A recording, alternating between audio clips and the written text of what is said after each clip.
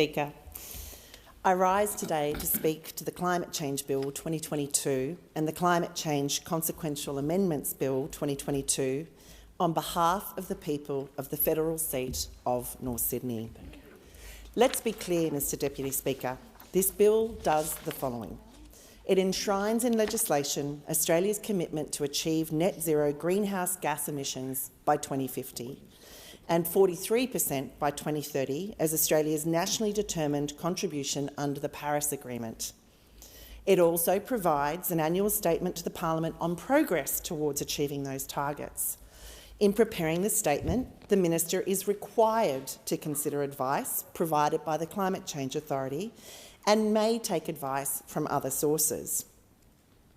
If the election result of this past May, Mr Deputy Speaker, told us anything, it was that the people want faster action on climate change. It's been incredibly heartening to see the new government prioritise the development of this first piece of legislation. And having consulted with the North Sydney community, I believe these bills are an important, symbolic first step in what will be an exciting time of transformation for our country. As a constituent in Crow's Nest said to me, it is heartening for climate change to be acknowledged and accepted instead of being ignored and avoided. But to be clear, Mr Deputy Speaker, as a community, we continue to want faster action on climate change, led by facts, not politics. This is the critical decade for climate action, and the decisions made in the next 3 years will fundamentally affect our children's and their children's future. We need a clear and actionable plan to reduce national emissions, guided by experts to achieve at least 60% by 2030. As an electorate with one of the highest concentrations of rooftop solar in the country, North Sydney is uniquely placed to both benefit from and inspire others to achieve a faster transition to 100% renewable and sustainable energy. As a community, we are already pushing for active collaboration between local councils and state government to make the federal seat of North Sydney one of the first net zero urban energy zones in Australia, as we transition to a fully electrified community as quickly as possible. North Sydney will also fight to protect and enhance our green corridors, as these are fundamental to the nature of our community. We will do this by ensuring any infrastructure projects undertaken in our electorate provide solutions for the next century. Climate change and biodiversity loss are closely interconnected and share common drivers through human activities. Both have predominantly negative impacts on human well-being and quality of life. We must address both issues with urgency and recognise impacts happen simultaneously, and that projects must therefore be reviewed in light of their cumulative impact. Over the past week, I've actually consulted with the North Sydney community on these bills, and I have heard from households, health professionals, small businesses, company directors, parents and emergency service volunteers. And on balance, over 96% of my constituents who engaged in that conversation think we should support this legislation to get things started. To quote my constituents, this seems like a good start and a base for further improvements in the future. Or, we need to aim higher, but this legislation is a fundamental first step. And one of my favourites, it is the best we have had for years. It gives me hope. I've heard this message loud and clear from North Sydney to not miss the current opportunity to move forward. But I've also heard the message that we must keep pressure on to develop policies and a comprehensive plan to exceed the 43% target. In the space of the past few weeks, we've seen the Minister work constructively and in good faith with members of the crossbench to improve these bills.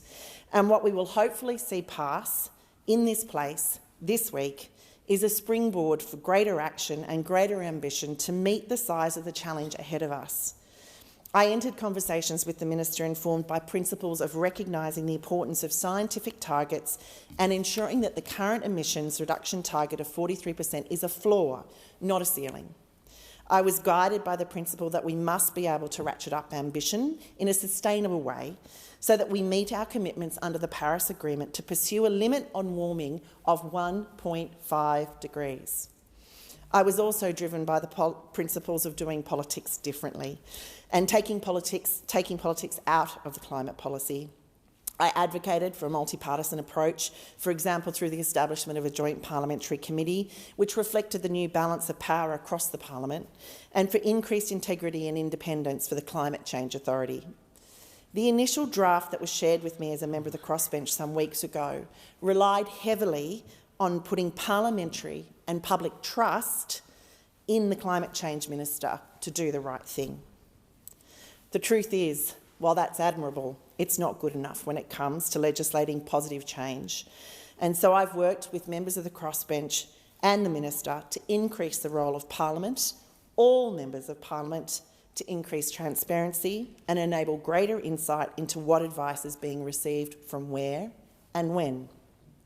The amendments that I've fought for will help ensure parliamentary responsibility and accountability over the Minister's response to scientific advice that comes forward from the Climate Change Authority. This is how we will keep climate policy on track, regardless of which of the major parties may be in government. There remain several aspects of the bill and the government's broader climate policies which still urgently require action, which I'd like to briefly outline. Whilst the bill is an important symbolic first step, climate action must be enhanced by grounding longer-term carbon emissions reduction targets in science-based principles.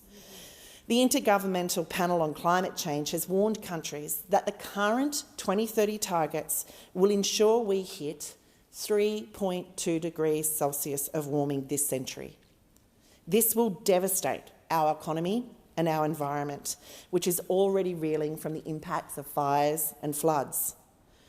Australia, thanks to the action taken by the states, and despite the laggards in the last parliament, is currently already on track for a 37 to 42% emissions reduction by 2030. I do not want to see this government, this parliament, rely on that progress as an excuse to do nothing. We know that to align with the science and Australia's commitment to the Paris Agreement, the government must meet the long-term target of net zero by 2050 and urgently present a whole-of-government plan to decarbonise the Australian economy.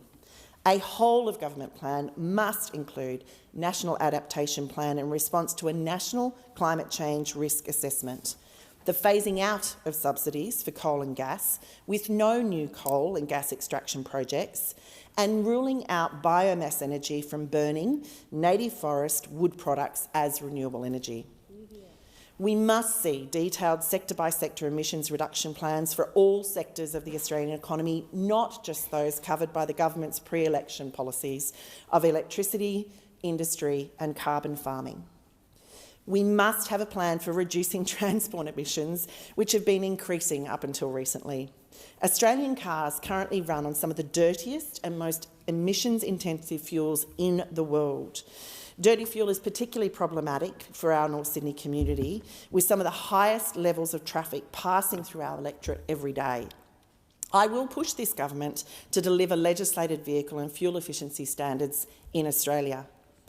The government must also address various fossil fuel legacies left behind by the previous government, including the composition of the Climate Change Authority Board, to ensure that it can provide independent, scientific advice and not be held hostage to the interests of the fossil fuel lobby. While the floor of 43% could definitely have been more ambitious, I believe that rather than focusing on what this bill is not, we should see it for what it is, an important signal to both our domestic and international markets on the direction we are headed. I am grateful to have had the opportunity to work with the government on this legislation, an outcome which would not have been possible if I had not been elected as the independent for North Sydney. We have a long way to go, and I will continue to advocate for the changes the people of North Sydney want to see, including pursue a cleaner petrol and stronger fuel efficiency standards for Australian vehicles.